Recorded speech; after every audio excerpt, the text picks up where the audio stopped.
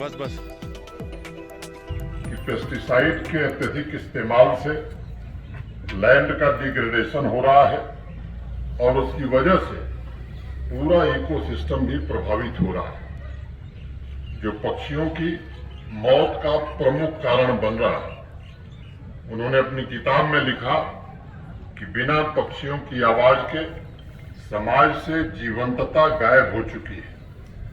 उस किताब के आने के बाद बड़ा हंगामा हुआ, वहां अनेक सेमिनार आयोजित किए गए और लोगों ने पहली बार यह स्वीकार किया कि मानव समाज और इकोलॉजी ये अलग अलग नहीं है, बल्कि एक दूसरे से गहरे रूप से जुड़े हुए हैं।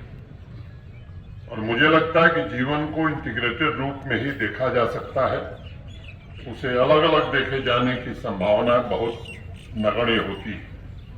और इसलिए आज वर्ल्ड इन्वायरमेंट डे के अवसर पर जमीन और उससे जुड़े संसाधनों को सुरक्षित एवं संरक्षित रखने का संकल्प सबको लेना होगा।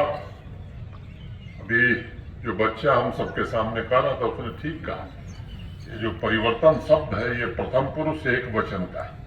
First change is a word of first person singular number that is I.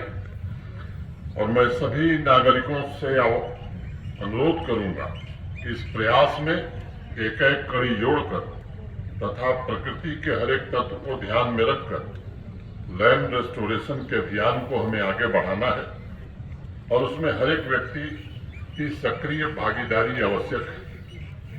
हमारी संस्कृति भी कहती है कि इंसान 5 तत्वों से बना है: जल, पृथ्वी, अग्नि, वायु तथा आकाश। और ये सभी तत्व एक दूसरे से जुड़े हुए हैं। पेड़ पौधों, नदियों के बिना मुझे लगता है जीवन की कल्पना असंभव है। और इसलिए एनवायरमेंट कंजर्वेशन से जुड़े हुए एक्टिविस्ट हों